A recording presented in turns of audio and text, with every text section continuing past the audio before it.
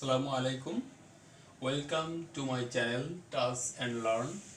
আজ আমি বিসিএস আন্তর্জাতিক বিষয়গুলি দেখাবো। তার আগে আমি আমার পরিচয়টা দিয়ে নিই। আমি শফিক রাহাত।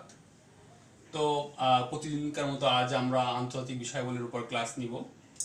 তো আমি এখানে যে সাধারণ জ্ঞানগুলো খুবই আপডেট কিছু নলেজ দিয়ে আজকে আমি ক্লাসটা নিচ্ছি, আশা করি ভালো লাগবে। আর আমার এই আপডেট নলেজের ভিতরে সাধারণত আন্তর্জাতিক বিষয়গুলোতে দেখা যায় যে গতানুগতিকভাবে অনেকেই দেশের রাজধানী, মুদ্রা এসবের নাম পড়ে মুখস্থ করতে করতে মাথা নষ্ট হয়ে যায়। আমি তাদের ক্ষেত্রে একটা পরামর্শ দিচ্ছি, আসলে বিশেষ করে যে সমস্ত নলেজগুলো খুবই আপডেট, যেগুলো এখন গত 4-5 মাস ঘটে গেছে, সে সমস্ত নলেজ থেকে সাধারণত পরীক্ষায় আসে। আর আমি সেভাবেই সাজাচ্ছি, ইনশাল্লাহ পরবর্তী ক্লাসগুলোও আমি এভাবেই সাজাবো।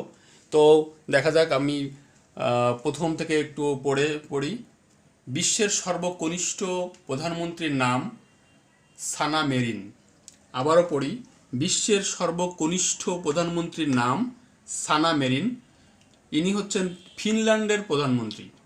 এর আগে যিনি প্রধানমন্ত্রী সর্বকনিষ্ঠ ছিলেন তার নাম ওলেসি হংচারুক, ইউক্রেন। তার বয়স ছিল 35। সানা মেরিনের বয়স হচ্ছে 33। তার আগে যিনি সর্বকনিষ্ঠ প্রধানমন্ত্রী ছিলেন তিনি ইউক্রেনের ছিলেন, ওনার নাম ছিল ওলেসি হংচারুক। তো যাই হোক, আমরা দ্বিতীয়টা দেখি। সম্প্রতি কোন দেশ পারমাণবিক বিদ্যুৎ কেন্দ্র বন্ধ করার ঘোষণা দিয়েছে? প্রশ্নটা আমি আবারও পড়ি, সম্প্রতি কোন দেশ পারমাণবিক বিদ্যুৎ কেন্দ্র বন্ধ করার ঘোষণা দিয়েছে? উত্তর হচ্ছে জার্মানি। আসলে আমাদের দেশে যখন শুরু হচ্ছে পারমাণবিক বিদ্যুৎ কেন্দ্র, তখন এক দেশ, ইউরোপের একটা ধনী শ্রেণী, তারা এই পারমাণবিক বিদ্যুৎ কেন্দ্র বন্ধ করার ঘোষণা দিয়েছে। এটা খুবই আশ্চর্য লাগছে আমার কাছে।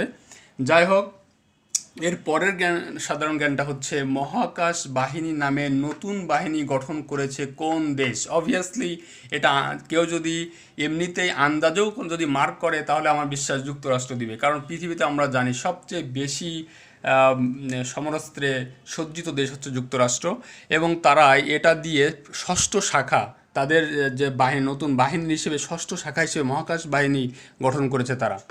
এই যুক্তরাষ্ট্র পৃথিবীতে সবচেয়ে বেশি সমরাস্ত্রে সবচেয়ে বেশি ইনভেস্ট। তারপরে হচ্ছে, কবে house of Commons Brexit bill pass হয়? বলার অপেক্ষা রাখে না, ব্রেক্সিট কোথায় হয়েছে? এটা অবশ্যই ব্রিটেন এক্সিট, সেখান থেকে ব্রেক্সিট হয়েছে, এবং এটা অবশ্যই যুক্তরাজ্যের ঘটনা। আমরা জানি 2015 সাল থেকেই তারা ব্রেক্সিট বলে সারা পৃথিবীকে উত্তপ্ত করে ছেড়েছে, এবং ফাইনালি তারা 20 ডিসেম্বর 2019 তারিখে তারা এই বিলটা পাশ করাতে পেরেছে হাউস অফ কমন্স, অর্থাৎ যুক্তরাজ্যের উচ্চ কক্ষে। এরপরে, মিয়ানমারের বিরুদ্ধে রোহিঙ্গা গণহত্যার মামলায় শুনানিতে গাম্বিয়াকে সহযোগিতা করে কোন দেশ?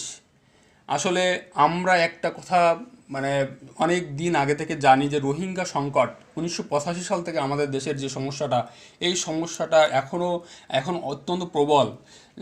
আর আমরা সবচেয়ে কৃতজ্ঞ জানাতে চাই গাম্বিয়ার কাছে, যারা আফ্রিকার একটা রাষ্ট্র হয়েও তারা আমাদের পক্ষে লড়েছে, এবং আমাদের পক্ষে বলতে রোহিঙ্গাদের ইস্যুতে তারা জাতিসংঘের কাছে আন্তর্জাতিক আদালতে তারা যে কেস করেছিল, সেই কেসের প্রেক্ষিতে যে শুনানি হয়েছিল সেখানে সহযোগিতা করেছে বাংলাদেশ, কানাডা এবং Netherlands.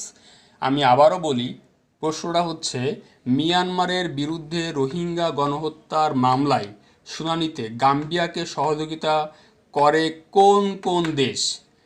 Bangladesh, Canada, Netherlands. Bangladesh, Canada এবং নেদারল্যান্ডস। যাই হোক, এরপরের, মার্কিন কংগ্রেসের নিম্নকক্ষ প্রতিনিধি পরিষদে অভিশংসিত হয়েছেন কারা?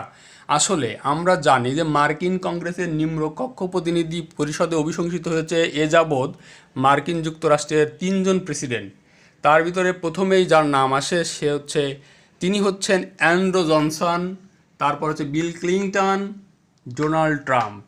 ফাইনালি অবশ্যই এরা কেউই অভিশংসিত হননি, তবে তারা নিম্নকক্ষ প্রতিনিধি কর্তৃক অভিশংসিত হয়েছিলেন।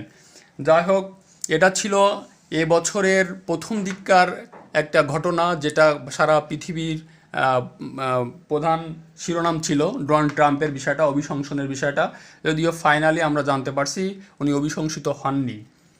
নেক্সট হচ্ছে প্যারিসে কবে রাশিয়া ইউক্রেন যুদ্ধবিরোধী চুক্তি স্বাক্ষর করে।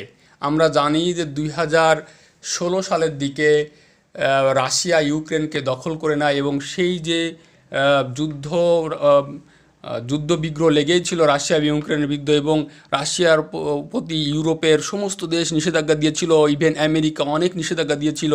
সেই ঘটনাগুলো এখনও চলে যাচ্ছিল মস্কো এবং ক্রিমিয়ার ভিতরে, কিন্তু এখন পর্যন্ত সেই যুদ্ধবিরোধী চুক্তি স্বাক্ষর করতে সফলতার সাথে প্যারিসে একটা ঘটনা ঘটে গেল 9 ডিসেম্বর 2019-এ। আমি আবারও বলছি, প্যারিসে কবে রাশিয়া ইউক্রেন যুদ্ধবিরোধী চুক্তি স্বাক্ষর করে? উত্তর হচ্ছে 9 ডিসেম্বর 2019। নেক্সট হচ্ছে ভারতীয় পার্লামেন্টের উচ্চকক্ষ রাজ্যসভার নাগরিকত্ব সংশোধনী বিল এনআরসি, যেটা আমরা জানি এনআরসি 2019 পাস হয় কত তারিখে? আমি আবারও প্রশ্নটা পড়ব, ভারতীয় পার্লামেন্টের উচ্চকক্ষ রাজ্যসভায় নাগরিকত্ব সংশোধনী বিল 2019 পাস হয় কত তারিখে? 11 ডিসেম্বর 2019। 11 ডিসেম্বর 2019। আমরা জানি ভারতের এই ধরনের আইন পাশের কারণে সমগ্র পৃথিবীতে একটা আলোড়ন সৃষ্টি হয়েছে, বিশেষ করে ওখানকার মুসলিম অধ্যুষিত এলাকা এবং মুসলমানরা অনেক বিপাকে পড়ে গেছে, কারণ তাদের একটা বিতর্কিত একটা আইন অনেকটা বলা যেতে পারে যে ইন্ডিয়াতে অনেক তাদের পূর্বপুরুষরা যেখানে বসবাস করছে তারা অনেকেই নাগরিকত্ব সংশোধনী বিলে তাদের নাগরিকত্ব নিয়ে সংশয় প্রকাশ করেছে। যাই হোক, এখানে একটা অস্থিরতা বিরাজ করছে। নেক্সট হচ্ছে মানব উন্নয়ন সূচক, হিউম্যান ডেভেলপমেন্ট ইন্ডেক্স অর্থাৎ মানব উন্নয়ন সূচকে 2019 অনুযায়ী শীর্ষে রয়েছে কোন দেশ?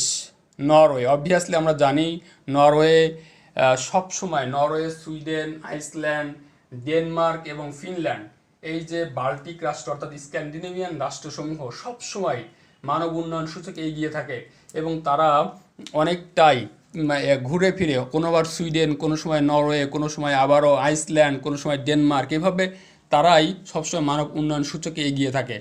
নেক্সট হচ্ছে মানব উন্নয়ন সূচকে HDI 2019 অনুযায়ী সর্বনিম্ন রয়েছে কোন দেশ? অবভিয়াসলি সারা জীবন আমরা দেখেছি এটা আফ্রিকান কোনো দেশ হবে।